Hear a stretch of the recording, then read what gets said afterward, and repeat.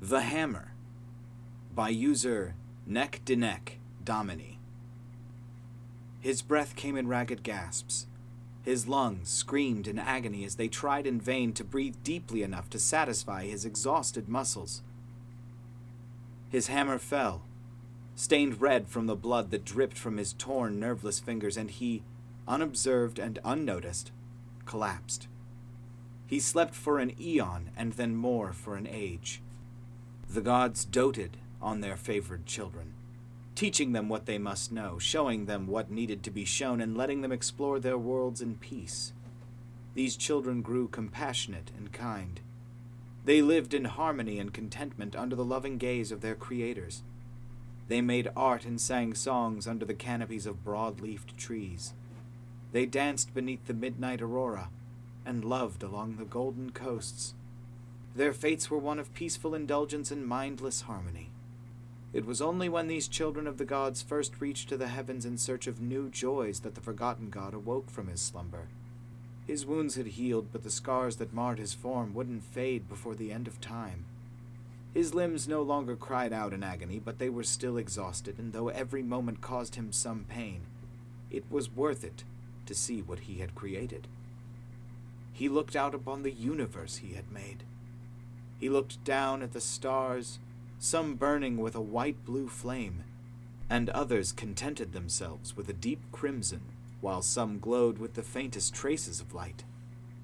He gazed upon the worlds that he had formed with his own hands, and saw the gods with their children, and knew.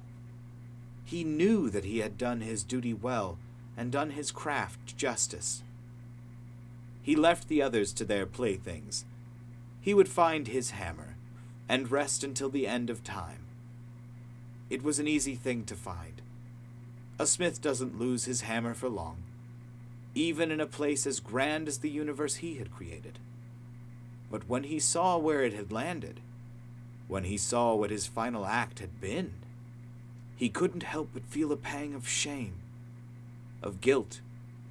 His hammer had fallen and broken a world, and though the others might have been deaf to its agony, he was not. It howled in pain. Its suffering worked its way into its bones. It cried out as the embers from the hammer seared its flesh. Stones shook and mountains spat fire. He felt shame as the world was racked by monstrous storms, struck time and time again by bolts of lightning from clouds of welling tears. His shame only grew the closer he drew to the broken world. The world would have been pristine, beautiful and wild,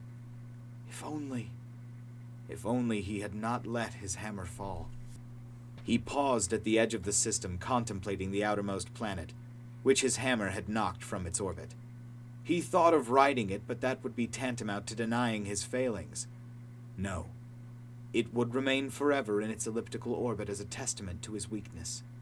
He felt something strange as he brushed past its moon.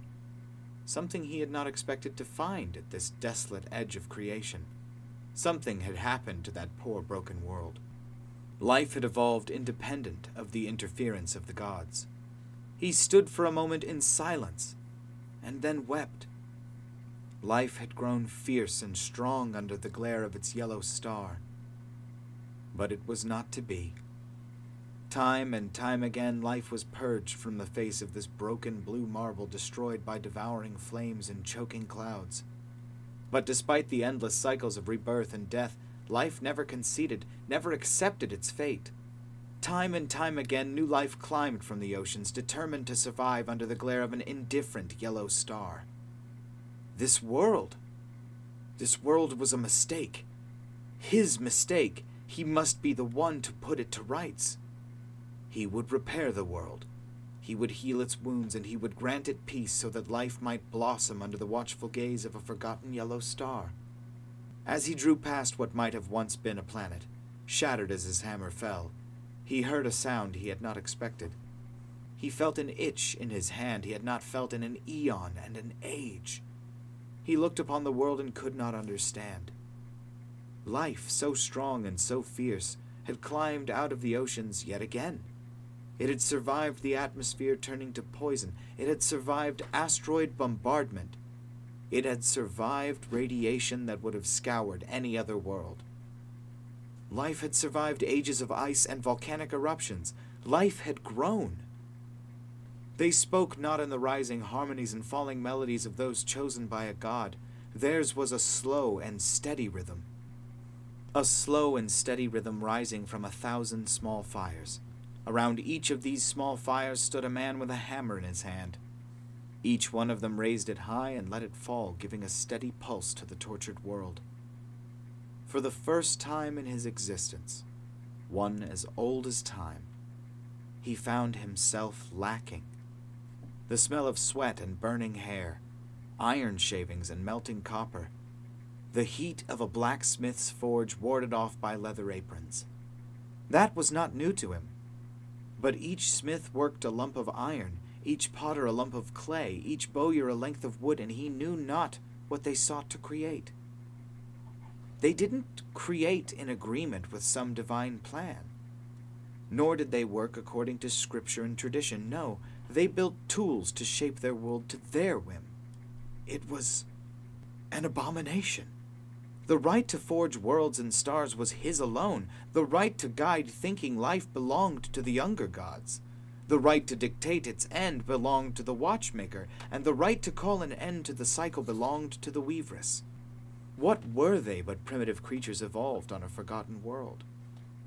Who were they to question by their actions the whims and wills of their graders? He should have done something. He should have struck them down for their insolence, for their impiety, for their avarice and pride. But as he watched, he found himself once again stricken. For within each hammer they wielded he saw a fragment of his own. Flowing through their veins was the same iron that flowed through his. They were, in some small way, his kin. He knew he shouldn't. Knew he would regret it, but curiosity plagues gods and mortals alike. The watch looked tiny and delicate in his large, calloused hands. A gift from his brother, the watchmaker. One that had gone unused until now. A master craftsman had no need for such a crude tool. With a burn-scarred finger, he pressed the knob on the top, and the hands began to spin, showing futures known and unknown. He watched as the men of Akkad rose under Sargon, and subjugated the nations of Sumer, who in turn brought them low. He watched the pharaohs rise from the dust of the desert. He watched as their people worshipped them as living gods, laboring for decades under the sun to build massive limestone tombs topped with gold. He watched the great emperors of Persia push through the mountains of Hellas, defied by a force a fraction of their size that fought completely unafraid to die. He saw the companion cavalry of Alexander shatter the Greeks and spread across the world, leaving broken kingdoms and empires in their wake. He saw how it was only at the Indus, half a world away, that he finally turned back his undefeated armies. He saw an eagle rise on the sun-touched shores of the Central Sea, their gold-crimson legions indefatigable on the march, and in battle devoured the world under sheer force of arms. Their engineers were no less indomitable than their armies, sundering mountains and bridging every river and canyon that sought to force their roads from a straight path. To the east, the warring states were brought to heel, and from the endless conflict the first emperor rose to cement his rule over all his people. He saw tens of thousands die in the construction of a wall that extended from the great ocean and sliced through the steppe. On the islands off the coast, a warrior caste was rising that would begin a 1,000-year war for honor and glory. Across the Pacific, empires were rising in the jungles of Mesoamerica and along the spine of the South. They reached into the heart of the world and pulled forth volcanic glass, which they turned into the tools of garland wars and ritual sacrifice. In the barren north they gave praise to Svarog, and descended upon the world, becoming the stuff of nightmares, leaving flames in their wake. 1,000 futures unfolded by the rhythmic striking of hammers, giving a pulse to the world. Its rhythm derived from the ceaseless, discordant harmony of tolling iron. The watchmaker's device, a pretty little thing, couldn't handle the rising chaos and complexity of a world at war with itself. It shattered in the smith's grip, the glass and gears falling to the world below, guided by drops of blood from where it cut his skin. Time reasserted itself, and he once again found himself looking down at a primitive world, its people still learning the puzzle of iron, blissfully unaware of the vexation riddle of steel. He should have destroyed them, swept the world clean and healed it. He shouldn't have felt any sort of kinship with the primitive race climbing over its surface, the primitives digging into its flesh, taking what they needed, what they could. He must save its spirit. The spirit of a world is a strange thing. A world is a rock, nothing more and nothing less. Life is a constellation of carbon and water, both somewhat more and somewhat less. When life evolves on a world, it begins to impart some of itself upon that world, and in so doing grants their world a spirit, a manifestation of the collective will, the true nature of its inhabitants. As life grows more complex, so too does the spirit, until it becomes the avatar of the people. The form taken by the spirit is influenced by their patron god, the nature of life which evolved on its surface, and by how the people see their world. But the bond is not one way.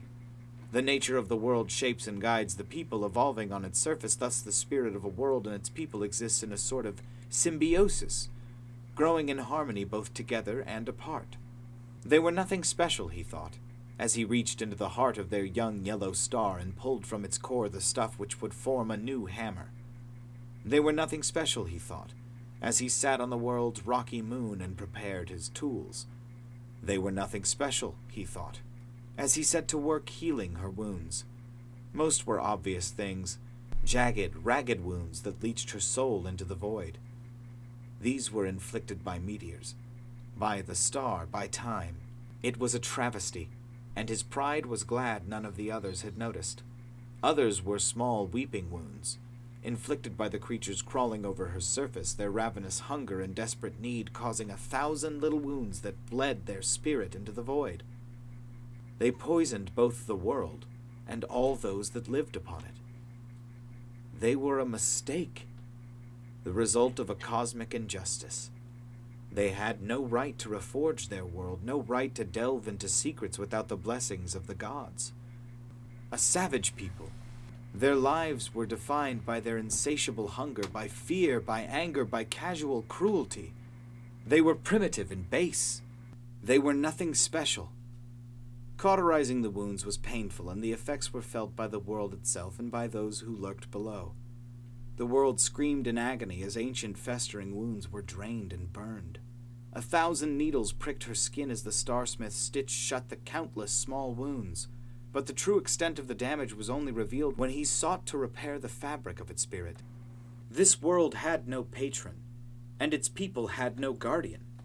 They had been cast alone into the void, bloodied by the starsmith and beaten by creation. Their spirits were a mess, inharmonious and twisted. It explained the cruelty that he saw, the malice that lurked in their hearts, and the fear that dominated their minds. But the more the smith untangled the threads of their spirit, the more bemused he became. Like a strange piece of metal that refused to conform to the mold, these spirits couldn't be separated. The intertwined spirits of world and wards was no accident. They existed in a twisted form of parasitic symbiosis, both attempting to consume the other, driven to the brink of madness by their desperate drive to survive. He couldn't free their spirits. It was too late for that, but he could free the world. A single spark, a single scrap of his power granted to the tortured world, it would grow stronger and come to dominate the primitives on its surface. A sacrifice, but a necessary one. No life may exist without the blessings of the gods and this world. This world was nothing special. He should have realized that nothing so determined to live can be so easily snuffed out. Even as the world overtook the fragile civilizations they had built, as they were ravaged by a vengeful world, as diseases spread across it, leaving hollow cities and fallow fields in their wake, and as storms washed away entire kingdoms they continued to build. The hammers of the smiths, the knives of the carpenters, the chisels of the masons never ceased their tireless work, no matter how many fell to the beasts of the deep forests. Their appetite for timber never faltered. No matter how many suffocated in the depths of the earth, cold, wet, and alone, their appetite for iron never waned. Nature overtook the cities that diseases left abandoned, but still they would fell trees for pyres, dig pits for mass graves, and they would continue undaunted. But no matter the resilience of the spirit, they were being overwhelmed. Their dead piled higher, and for a time it seemed as though the thick coughs of those suffering from the plague would be the sound that ushered the nascent human race to the grave. He should have realized it when he couldn't compel their spirits to separate. He should have realized it when even the world-ending plagues couldn't stop the tolling of hammers on anvils. He should have realized many things earlier than he did, but he realized this mistake at the latest, when a gauntleted fist crashed into the side of his head. Every people knew her. Every people gave her a different name. Yroll, Gaia, Nanette, Coatluku, Asaseya. Such a connection between a people and their world was rare, not unheard of, but rare. So her fury at his attempt to separate and destroy them shouldn't have been a surprise.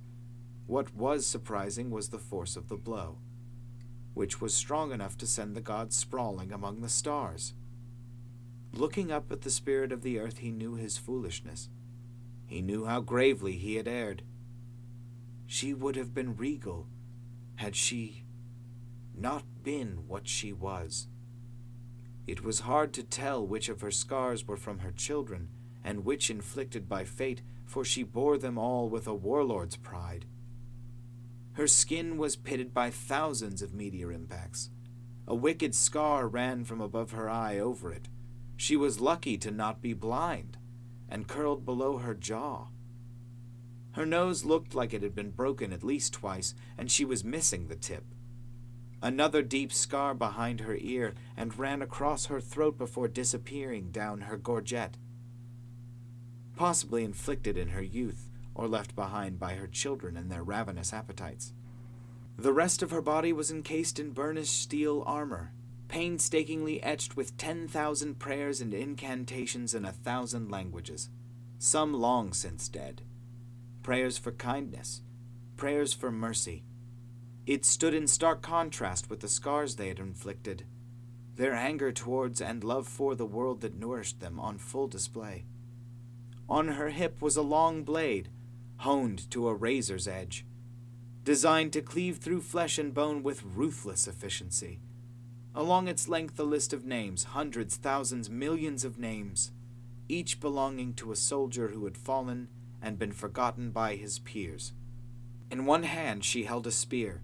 As long as she was tall, its head was a point designed to be thrust into the gaps between plates or between the rings of a coat. It was a peasant's weapon, the weapon of last resort, the weapon of conscripted armies, but it was no less poorly crafted than the sword and plate. Its haft bore the 1,000 sigils of death, war, and protection invoked by those poor fools who had been dragged into war and been spared by the twists of fate and fortune. Her other hand held a shield, one that was not etched with the names but the seals of fallen kingdoms and shattered dynasties, each of which had fallen prey to the avarice and hunger of man. So thoroughly had they been purged from the histories of the world that the only thing that remained of them was an echo burned into the spirit of the world. The only opulence, indulgence, was her crown, a heptagonal crown, each face decorated with the most exquisite gems humanity had to offer, carved, cut, and polished with immaculate precision and loving detail. Humanity loved their generals, kings, and emperors. That much was clear. It was her eyes that the smith couldn't bring himself to meet, but he had nowhere else to look. There was no other rivet on her plate. Etching on her sword, carving on her spear, seal on her shield to distract his gaze, and the gems of her crown only reflected his cowardice.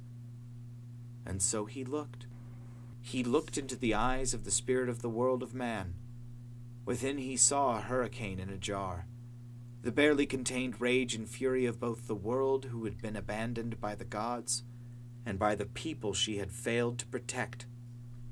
The Starsmith knew that even the children of the god of war couldn't match their hate.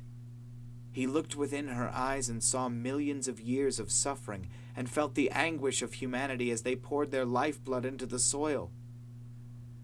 And he knew that no child of the singing gods could ever capture even a singular note of their agony. He looked into her eyes and saw the indomitable pride of mightiest emperors and the dogged determination of the lowliest wretches, and knew that even the children of the tortured god would fail to match their unbroken pride and will to survive. But the eyes are the window to the soul, and he looked into that which defined them, and he saw fear. Fear and hunger. A fear of the dark, of the strange, of the foreign, and a hunger, a terrifying, insatiable hunger for more. They would either devour creation in an attempt to satisfy their hunger, or they would purge all life in an attempt to destroy the other and protect themselves. No, he had been wrong. They were something special, something twisted and terrifying. They were a problem he had created, and they were a problem that he would solve. She realized his intent before even he had, and brought her spear down, catching a star instead of his head. She tore it free, trailing light across the heavens, a beacon to all who had eyes and desire to see. Settling into a soldier's stance low behind her shield, the smith wasn't sure if this was the first time a mortal spirit had defied the will of a god. Perhaps there simply hadn't been a world as abandoned as this one. Perhaps he could think of a proper sequence when he wasn't attempting to avoid being impaled. He might have been a mere smith, but he had spent more time shaping worlds and forging stars than this cycle had existed, and more importantly, he was a god. He brought his hammer down. A mighty overhead blow strong enough to sunder a world, which she caught on her shield. Timbers cracking but holding. Barely. The two duelists paused for a single breath, the smith to marvel at the strength of her shield, while the Maiden of Terra wondered if perhaps she had overestimated her strength. Though only the spirit of the earth, the collective will of humanity, was able to duel the god, the rest of humanity had not gone unaffected. They had felt the earth's anger, they had felt its fear, and they were stronger for it.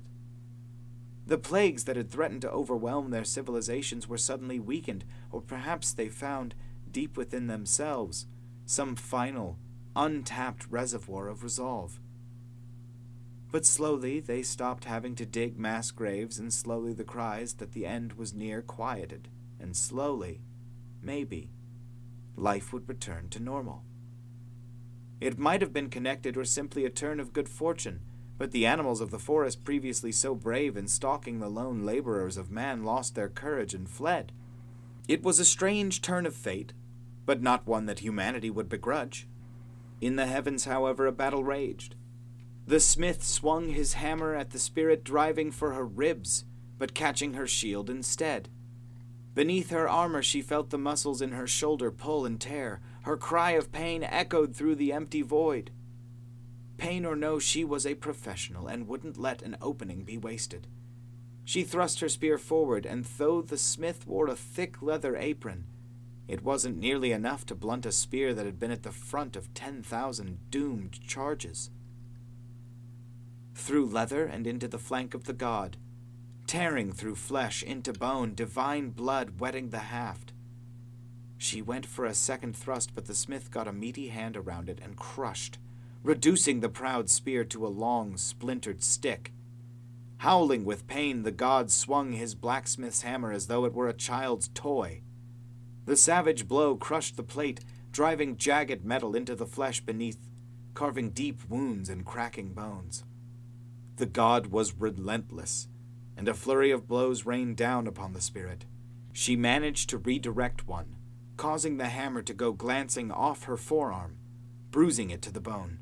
But the smith had spent aeons wielding his tools, and it caught her behind the knee and sent the hammer falling into her leg.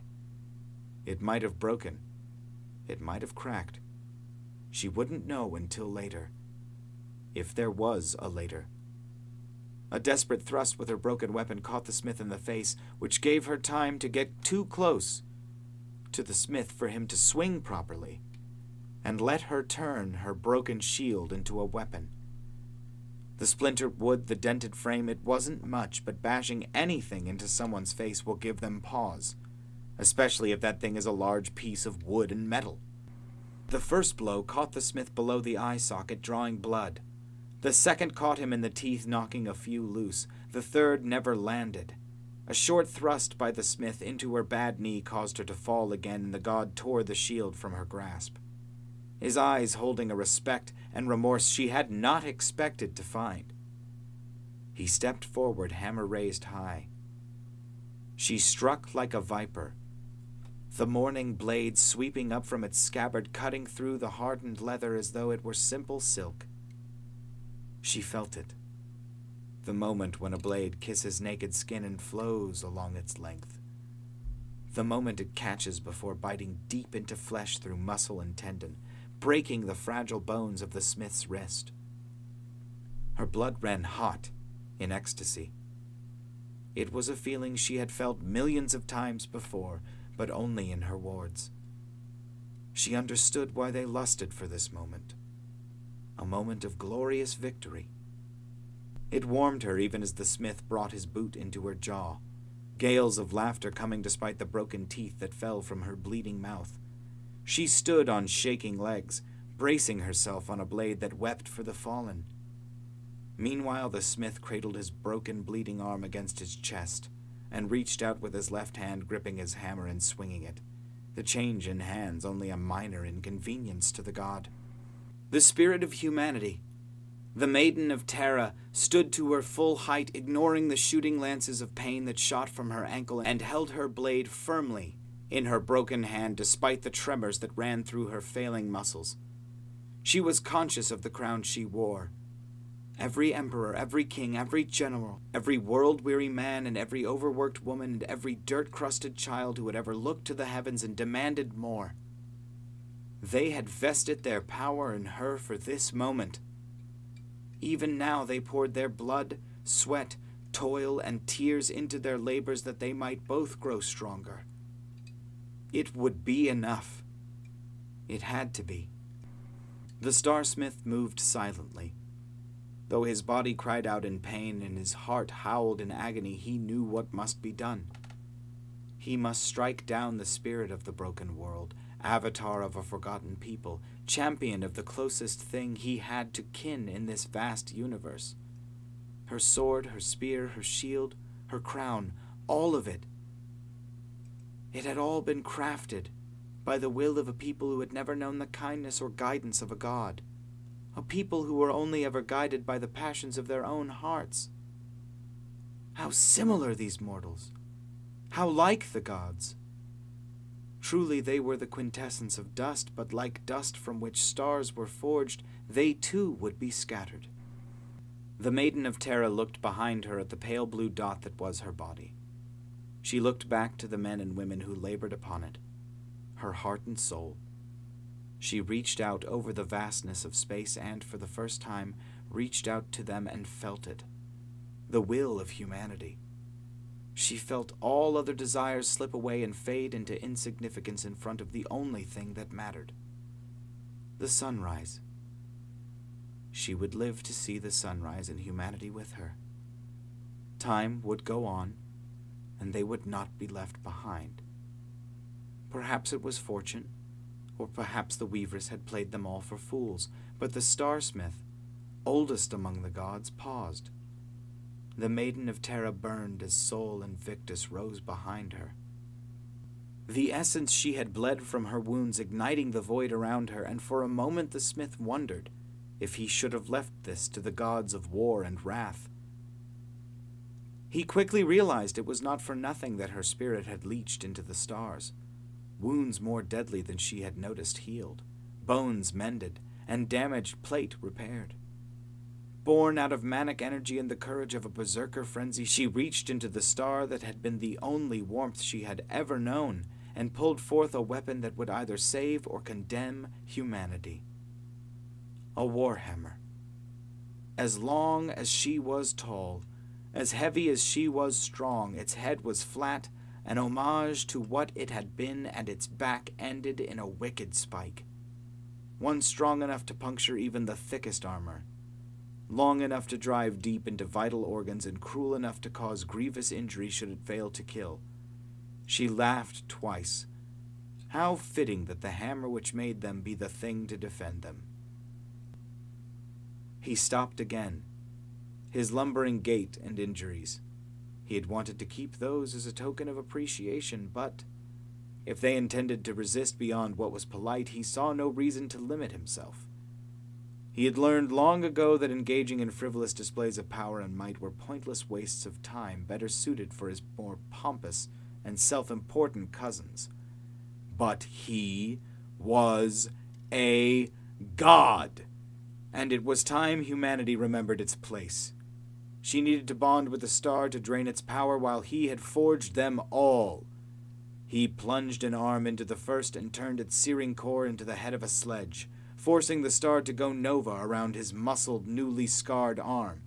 From the bones of a barren world thrown by the explosion, he tore a shaft. For his other hand he reached into a neutron star, a long-dead remnant of something that was, and pulled out a punch which he held like a dagger. And so they clashed. The Maiden of Terra, champion of humanity and the eldest of the gods, the Starsmith. One burned both inside and out with the passions of a nascent race, and danced in the ever-varying time of hammers which gave her her pulse, and the other swung a sledgehammer made from a nova, and stabbed with a dagger torn from the heart of a neutron star.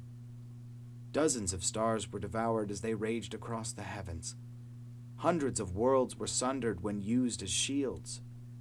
Thousands of comets were turned into projectiles. Millions of moons were shattered by stray blows. So vicious and unrelenting the blows of the maiden that black holes spawned each time her hammer struck against the fabric of creation. So powerful the swings of the smith that each stray blow gave birth to a new nebula with a blossoming nova at its heart. So titanic their struggle, so epic their duel, that even the younger gods, otherwise preoccupied with their children and their many little dramas, noticed the arcing trails of cosmic fire. They looked up, nervous for a moment, but when they saw the weavress still smiling at her loom, and the watchmaker still tinkering with his toys, they fell again at ease. But still novae blossomed, and black holes devoured entire systems. They fought for centuries, battling across the dark corner of the stars where no things lived and neither force would yield. Humanity would not submit to destruction, and the eldest god would not simply accept defeat, no matter how worthy the spirit who stood against him. But as they fought, they found themselves slowing. With each wound, each drop of spilt blood, the smith felt his blood flowing to earth, to the people he rejected and condemned. He saw the humans grow ever more powerful and savage. The maiden noticed the same. Every wound she inflicted, every swing of the greatest weapon humanity could ever have bequeathed her, she felt herself grow increasingly savage. With every drop of blood she spilled, she felt part of herself bleed out as well, and she knew that she was trading savage strength for her soul, and that even if she triumphed, even if she destroyed the eldest of the gods, she would lose herself. Humanity would lose itself. They would become less than they were. They would cease to deserve to call themselves humans. Still they battled, and she could feel humanity refining themselves into a stronger and stronger weapon. She could feel their will to kill, to destroy, to dominate, and the god felt himself succumbing to exhaustion. He longed for the quiet eons when he was alone building the universe. Still they continued their duel, until she found herself trapped, pinned against the edge of time, her only protection the reach of her hammer, and her only advantage the smith's exhaustion. "Why?" the elder god eventually asked. He stood opposite the Maiden of Terra, a pulsar between them. Its light washed over him in waves, making the sweat that poured from every pore shine. "Why fight? I could have made you whole. I could have healed you." "And made me less than I was?" She laughed mirthlessly. I'm the spirit of a brutalized, scarred, abandoned people, and I wear my scars with pride. Besides, she smiled, and chanced a glance at the world she fought to defend. They would do no less, if there was anything they could do. Now it was the smith's turn to laugh. "You believe that?" he demanded, mirth fading quickly. "The only thing they've perfected in the time we've fought, in the time you've resisted the inevitable, was how better to murder and rape each other, and you—" He gestured with his chisel at the world. "Even now they kill, maim, and slaughter on a scale that would make the tormented gods shy away." "That's because of you!" she roared. "They were a beautiful people. And then you showed up. We lived in pain, yes, but they were building something we could be proud of. You—" "I did what I had to. Your first instinct was to fight. Me, a god. You felt it within yourself. Their hunger, their fear. I will not permit them to destroy everything, everyone." "Then help them!" She hated herself for them, but desperate tears tumbled, aided by exhaustion. Still, she kept her voice strong and steady. "You're a fucking god. You built everything. Why can't you heal them? Why won't you heal them?" "They are an abomination," he sighed. "Every species must be guided by a god. Then guide them. Fix their souls and guide them." "It's too late for that." He smiled sadly, hefting his hammer once more. "You went too long without notice. I'm sorry." "Do you honestly hate your only kin?" the maiden asked, wrapping her hands around the hilt of her hammer. She caught the flash of emotion in his dark, ancient eyes, but it was beyond her understanding. "You think I hate them?" He spat in a star, causing it to sputter for a moment, before glowing brighter. "They are my kin." He smiled a bitter smile. "Maybe in the next cycle there will be a place for them, but now you are too tightly intertwined. One cannot be saved without the other. You will not live without them, and they cannot live without you." The Maiden of Terra laughed. For the first time in over 700 years, she laughed. Tears again rolled down her face, but she made no attempt to suppress the product of her mocking laughter, causing the smith to bristle.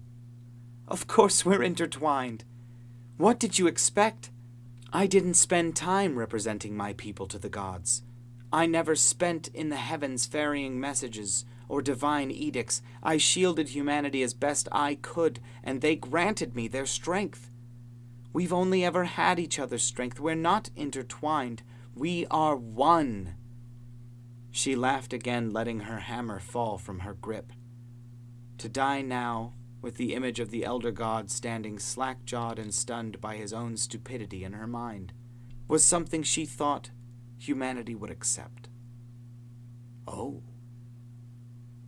Just like that, the elder god felt his resolve shatter. His sledge and chisel fell from nerveless fingers, for the second time in this cycle.